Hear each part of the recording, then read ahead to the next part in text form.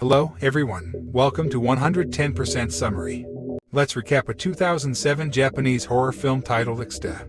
If this is your first visit, please do subscribe to be updated on future uploads. The film opens with two customs agents walking through a seaport. They pass some employees and let them keep the lights on while they walk by. When the officers get to a crate, they run into another officer, who tells them that the crate he's standing in front of smells bad.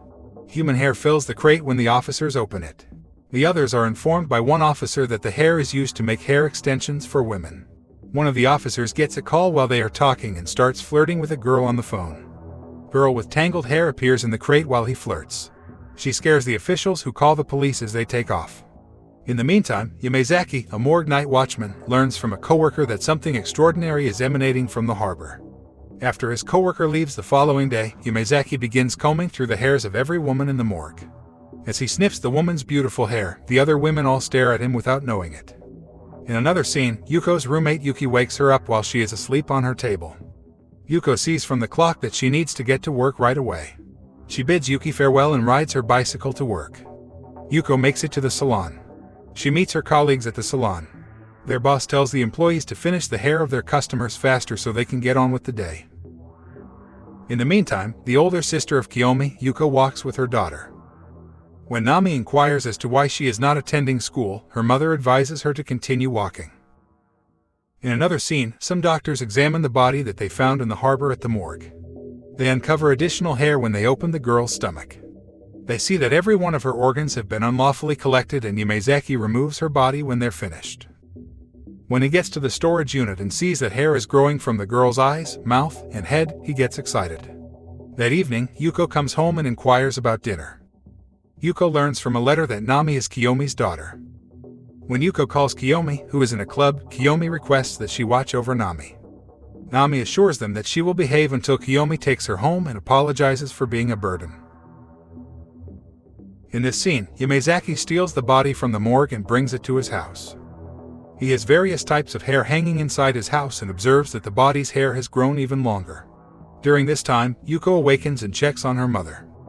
As Yuko adjusts her blanket, she notices bruises on her Nami's leg. After Yuki grabs her, they discover that Kiyomi has been abusing her. Nami has bruises on her back, and the Kiyomi flees from them. In the scene, Yamazaki talks to the officers in the morgue, and they inquire about the location of the girl's body. When he informs them that it had been stolen, one of the officers becomes enraged and attacks him. However, the other officer soothes him. Yuko leaves for work after giving Mommy her card. That evening, Kiyomi shows up at Yuko's home and Nami opens the door. She takes some of Yuko's clothes and pushes Mommy around. She sits on the couch and drinks something from the fridge. When Yuki gets home, he sees Kiyomi. Kiyomi rejects her request to leave the house and breaks a cup. When Yuko returns home, she inquires about Kiyomi's activities at home.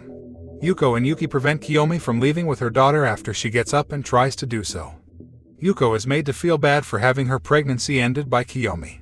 She continues to call Mommy and Yuko selfish, insulting them. Yuko prevents Kiyomi from leaving with her clothes after she agrees to leave Nami with her. Nami kneels and begs Yuko not to hit her, crying.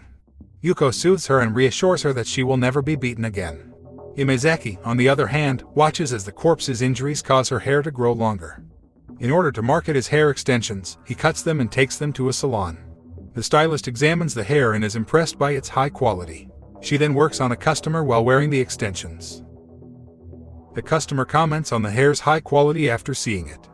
She begins to see the girl's memories as the hair abruptly enters the stylist's ear. She observes the girl being taken by people who sell organs and having her head shaved. The woman is eliminated after the stylist cuts the customer's ear with scissors. Yamazaki rejoices as the girl's hair begins to grow rapidly. He then watches the news, where the reporter talks about the stylist who got rid of both her client and herself. Then remarks that she is amazing after realizing that the body is to blame for the death. Yuko is practicing how to style her hair while Nami watches. The following day, she works in her styling shop. Additionally, when Nami tries to style Yuko's hair, she destroys the majority of her mannequin's hair. Nami starts to cry as she walks down the street and makes her way to Yuko's shop. Yamazaki notices that Nami's hair is beautiful when he looks at women. They see Yuko when he follows her to her shop. He says that Yuko's hair is beautiful and praises it. He walks out of the store after apologizing for interrupting the stylists. Yuko is given time by the boss to sort things out. Nami is taken home in the taxi. Yuko is advised not to hit her child by the taxi driver and Yuko walks into the house. Upon entering, Yuko informs her Nami not to touch anything when she observes that all of her mannequins have been destroyed. Yuko calms Nami down after she cries. After that, she tells Nami not to eat anywhere if she gets hungry. Himezaki watches his videos of Nami and Yuko. He then gets dressed, takes some of the girl's hair, and leaves his house. He shows them the hair when he arrives at Yuko's salon, and they notice that it is of high quality. He offers the hair as free samples after removing it from a birdcage. Himezaki continues to praise Yuko's hair and informs the stylist that he will return with additional hair the following day. To become a better hairstylist, Yuko's boss advises her to examine her personal life. When Yuko gets home, she discovers that Mommy has set up the entire house. She expresses her gratitude to Nami and begins instructing her on how to be free and not fear anyone. Additionally, Yuko gives Nami a new jacket, and the two of them form a bond. In the meantime, one of the stylists is attacked by her hair while sleeping in her house. She sees a bruise on her finger as she walks to the bathroom and observes hair growing from her eye. She starts to see the girl's memories and how she was caught as she becomes scared. The woman tries to run away, but her hair spreads and knocks her to the ground in her living room. The hair that enters her body moves inside her, exits her mouth and eyes, and so on. Yuko and Yuki leave their Nami at home the following day and go to work. That evening, Kiyomi shows up at the house and makes an apology to Mommy. She hits Nami once she gets her to open the door and continues to act rudely. Kiyomi destroys everything in her path as she roams the house. She leaves with Nami, taking some of Yuko's clothes and belongings. Nami is taken to the house where Kiyomi and her boyfriend abused her. Kiyomi checks out the things she got from Yuko's house after putting her in a closet. Her boyfriend notices that the hair coming out of his hand is cutting everyone in the house like knives. Before the hair can harm her, Mommy steps out of the closet and leaps off the balcony. When Yuko rushes to the hospital, the nurse tells her that Nami suffered only minor injuries. The officials definitely stand out and take her to distinguish her sister's body. When Yuko visits Nami, she informs them that a hair monster attacked them. In the meantime, as the hair continues to grow longer, Yamazaki celebrates in his house. Later on, Yuko sees Mommy and starts teaching her how to cut her hair. She asks why she enjoys cutting hair as she puts her to bed. Yuko says that she fell in love right away as she watched her mother transform into a beautiful woman each time she got a haircut. In the meantime, the officers discover that all of the hair has the same DNA and match the girl in the shipping crate. Yuko, Yuki, and Nami show up at the salon and Yuko chooses to involve Nami as her cut model. They begin their training workshop, but the officers enter to inquire about the hair extensions Yamazaki brought with him. After Yuko has finished styling Nami's hair, her boss tells all the cut models to go home. The boss tells the stylist that a client who had an extension died after leaving the salon. Moreover, Yuko realizes that she applied the extension to Nami's hair.